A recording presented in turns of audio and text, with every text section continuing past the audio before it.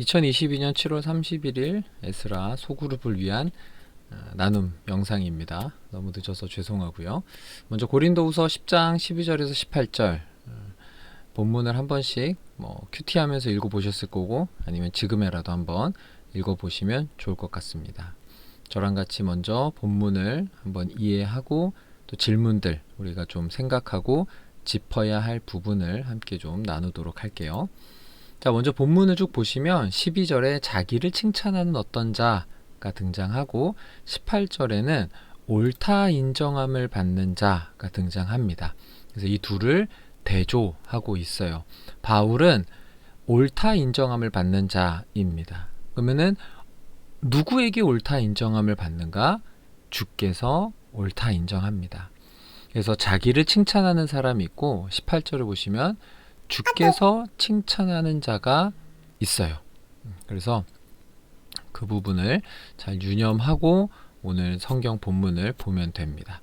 그래서 먼저 자기를 칭찬하는 자가 어떤 자인지 특징을 한번 살펴보도록 할 텐데 12절을 보면 바울은 이런 사람들과 감히 짝하기를 거부하고 비교도 거부한다. 비교하지 말아요라는 주제로 수련회를 했는데 성경학교 했죠. 근데 그런 비교조차 자기는 거부한다. 같은 동일선상에 놓여지는 거 싫다는 거죠. 그 다음에 그들의 특징은 자기 자신이 기준이 돼요. 그리고 스스로 칭찬해요. 이게 자기를 칭찬하는 사람들의 특징. 세 번째는 바울이 보기에 그들은 지혜가 없어요. 자기가 기준이 돼서 스스로 칭찬하는 모습들이 바울이 볼 때는 지혜가 없는 것이다. 4번 분수 이상의 자랑을 합니다. 그러니까 자기가 한 것 그 이상의 것들을 자랑을 해요. 근데 그 분수 이상의 자랑이 왜 나타나냐? 남의 수고를 가지고 자랑하는 거예요. 자기가 한 것도 아닌데 자기가 한 것처럼 자랑합니다. 그리고 남의 규범으로 이루어 놓은 것으로 자랑하죠. 이런 사람들이 왜 나타났냐면 고린도 교회는 바울이 개척한 교회예요. 그런데 이렇게 바울의 수고, 바울이 하나님의 규범으로 해어놓은 고린도 교회를 개척하고 세워놓은 것을 자기 것으로 삼아서 하는 거짓 교사, 거짓 사도들이 있었어요. 그 사람들은 바울을 깎아내리고 능력이 없다, 말을 못한다, 사도가 아닌다 그러면서 바울을 깎아내리고 자기들이 진정한 교사고 사도다 라면서 자기를 셀프 칭찬하고 자기를 높이고 드러내는 자. 그 사람들을 바울은 자기를 칭찬하는 어떤 자라고 이야기합니다. 자, 그렇다면 반대로 옳다 인정함을 받는 자, 주께서 칭찬하는 자의 특징은 무엇인가? 하나님께서 주신 범위의 한계를 따른다라는 거예요. 내가 하고 싶어서 사역하거나 내가 하고 싶어서 일하는 게 아니라 하나님이 하라 하신 것까지만 한다는 거예요. 하나님께서 맡겨주신 사명을 온전히 감당하기를 원해요. 내가 하고 싶어서가 아니라 그랬죠. 내가 할 수 있어서도 아니에요. 하나님이 맡겨준 사명을 감당하는 것. 자랑의 기준이 뭐예요? 자기 자신이 아니라 주 안에서. 그리고 주께서 칭찬하는 사람. 그게 옳다 인정하면 받은 자의 특징입니다. 본문의 배경은 아까 말씀드린 것처럼 개척자인 사도 바울을 깎아내려서 바울을 이단 취급하듯이 해서 바울을 지우고 새로운 교사들이 자신의 입지를 굳히기 위해 거짓 가르침을 주기 위해 이제 고린도 교인들을 현혹하는 그런 상황 속에서 이 편지가 쓰여졌습니다. 이런 배경, 이런 본문에 대한 이해를 갖고 말씀을 보시면 바울은 자신과 일행이 고린도 성도들에게까지 이르러 복음을 전한 이유를 어떻게 설명했나? 뭐라고? 나누어 주신 그 범위의 한계를 따라 자신이 한 것이다. 그러니까 자기는 그냥 하고 싶어서 한 게 아니라 하나님께서 그렇게 하라고 범위의 한계를 정해줬다. 하나님께서 고린도 지역에 가서 교회를 세우라고 하셨기 때문이다. 사도 바울은 이방인의 사도로 부름받은 자예요. 유대인들이 대상이 아닌 이방인들. 그러니 고린도 교회로 당연히 가서 하는 거다. 그래서 결국에는 바울이 말하고 있는 건 뭐냐면 나는 하나님의 일을 한 것이다. 하나님이 시키셔서 하나님이 말씀하셔서 나는 순종해서 한 것이다 라고 바울은 명확하게 이야기하고 있습니다.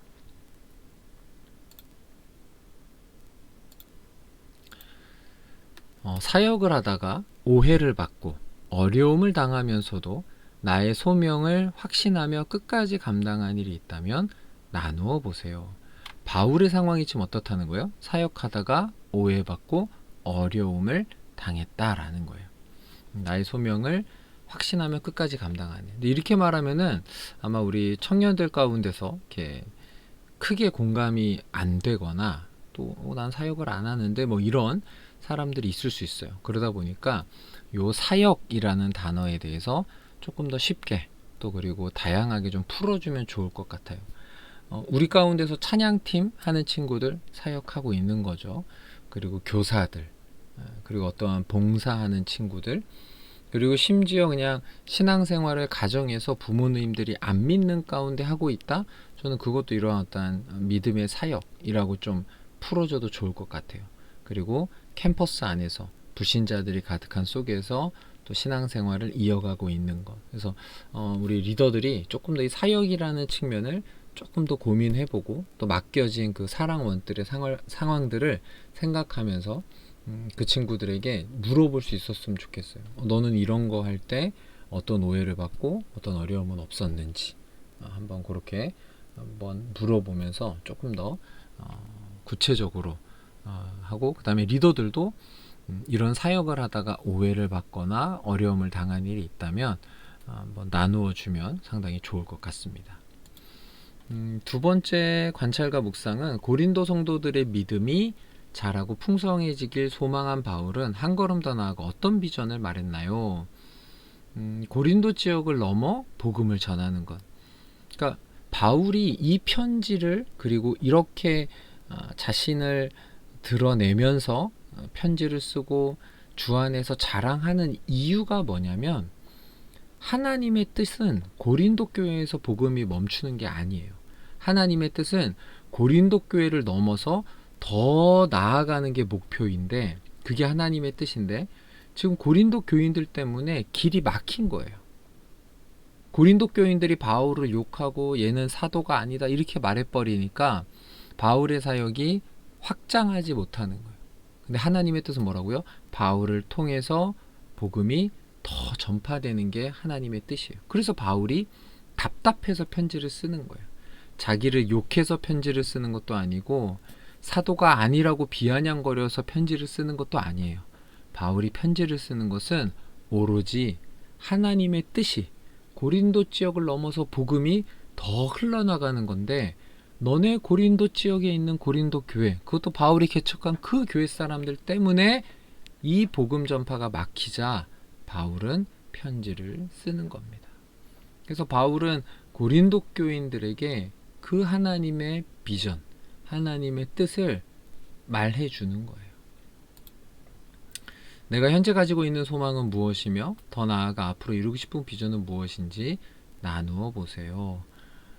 그래서 하나님께 내가 받은 소망, 하나님께서 내게 주신 비전, 소명, 이것이 무엇인지. 그래서 여기서는 뭐 소망이다, 비전이다, 뭐 또 제목에는 소명이다 이렇게 나오는데 하나님께서 내게 주신 것은 무엇인지. 그리고 한 가지 더 나누면 좋은 게 뭐냐면 바울 같은 이런 걸림돌이 있을 때 어떻게 할 건지, 물러설 건지, 포기할 건지, 뭐 돌아갈 건지. 그래서 최종적으로는 우리가 다 같이 어떤 일이 있어도 물러서지 말자. 우리가 끝까지 전진하자. 그러면서 그런 힘듦과 어려움이 있을 때 결국에는 공동체가 있기 때문에 이겨낼 수 있다. 하나님이 그래서 교회를 세우셨다. 이런 메시지로 사랑방 모임을 마무리해 주시면 너무나 감사할 것 같습니다. 네, 영상은 이걸로 마치고요. 질문이 있거나 궁금하시면 개별적으로 아니면 또 톡방에서 해주시면 감사하겠습니다. 감사합니다.